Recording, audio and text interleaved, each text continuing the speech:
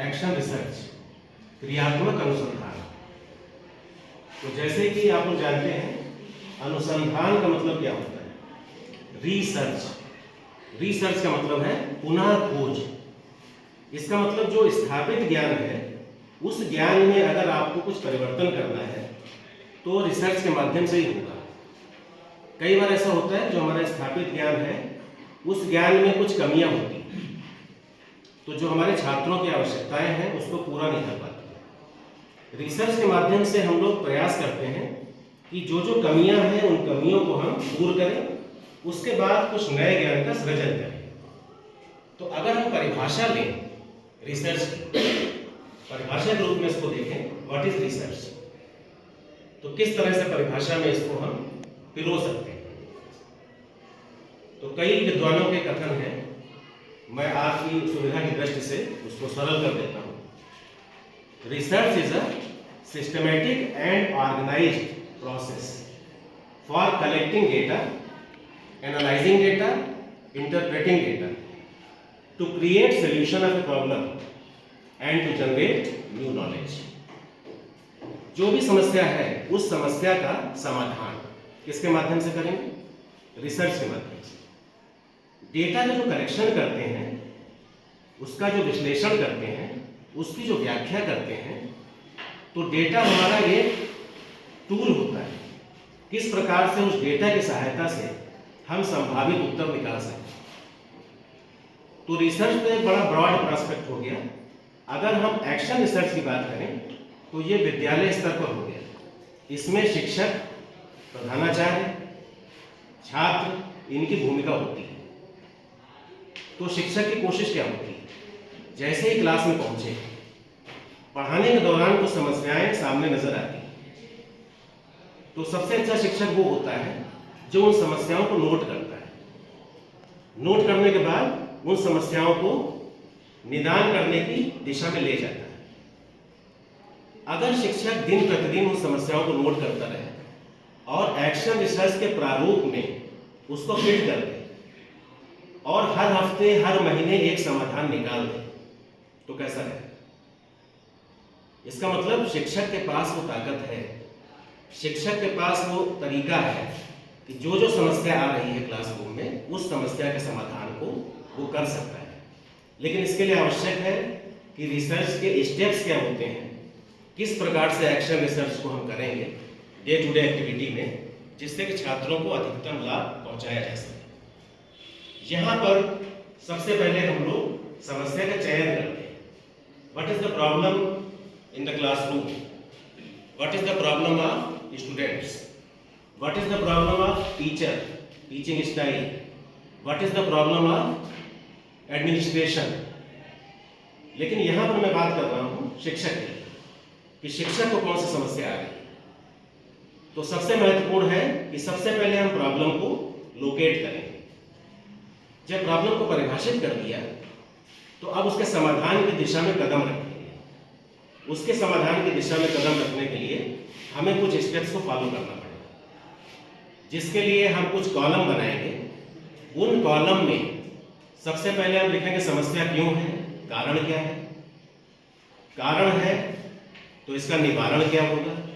उसके लिए हमें कुछ साक्ष्य इकट्ठे करने पड़ेंगे, कुछ सबूत इकट्ठे करने पड़ेंगे। फिर हमें देखना पड़ेगा कि क्या शिक्षक के नियंत्रण में है। ऐसा तो नहीं है कि समस्या इतनी बड़ी है जो शिक्षक के नियंत्रण में नहीं है।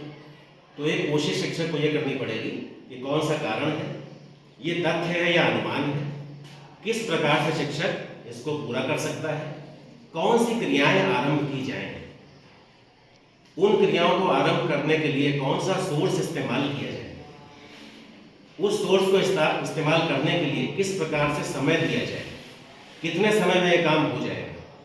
ये सारी बातें शिक्षक के दिमाग में चलेंगी।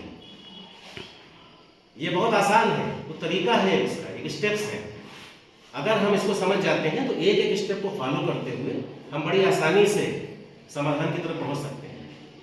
विज्ञान कहता है काज एंड इफेक्ट, कारण और प्रभाव। तो हम लोग क्या करते हैं कि प्रभाव को देखकर उसको बदलने की कोशिश करते हैं। लेकिन हमको कहाँ जाना चाहिए? हमको कारण पर जाना चाहिए। कारण को बदलते ही प्रभाव बदल जाता है। If there is a smoke, it means there is fire. There is no smoke without fire.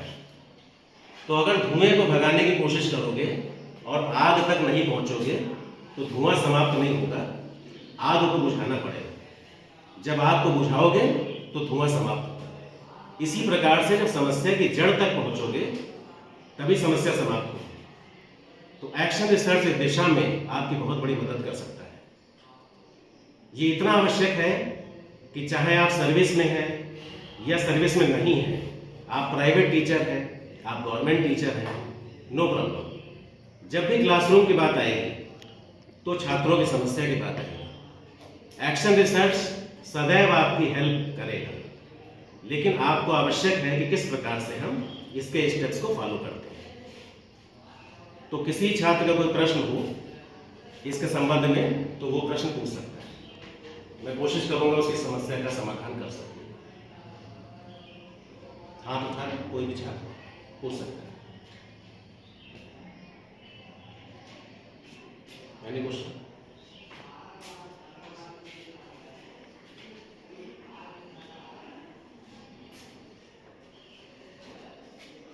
कोई प्रश्न नहीं है, इसका मतलब सभी को बातें समझ में आ गई है या किसी को समझ में नहीं आई? सर आ गई। पूछिए।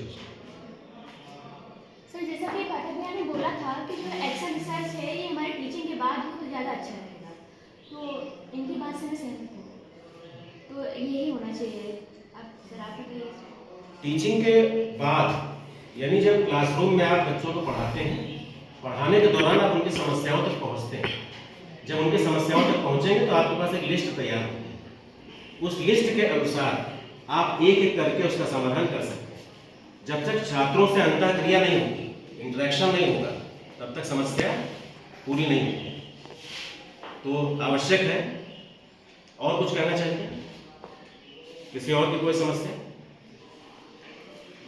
ये जो हमारी वर्कशॉप है एक्शन रिसर्च पर, इसका मुख्य उद्देश्य क्या था कि आपके मन में जो सवाल थे उन सवालों के जवाब देने का इस वर्कशॉप में प्रयास किया गया और आपको एक्शन रिसर्च के बारे में विधि विधान से सारे स्टेप्स को बताया गया।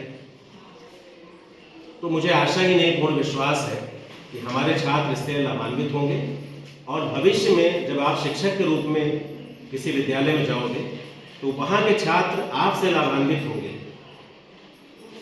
तो मैं आपके सुखद भविष्य की कामना करता हूँ और इस एक्शन रिसर्च के वर्कशॉप में आपने जो सहयोग दिया, जो आपने प्रश्न पूछे, जो शंका समाधान हुआ, तो पूरी वर्कशॉप हमारी इस स्तर पर पहुँच गई कि हमारे सभी छात्र इस स्थिति में हैं कि वो एक्शन रिसर्च प्रोजेक्ट को बड़ी सफलता से बनाएंगे और उसमें निश्चित रूप से बहुत ही उल्लेखनीय प्रयास करेंगे।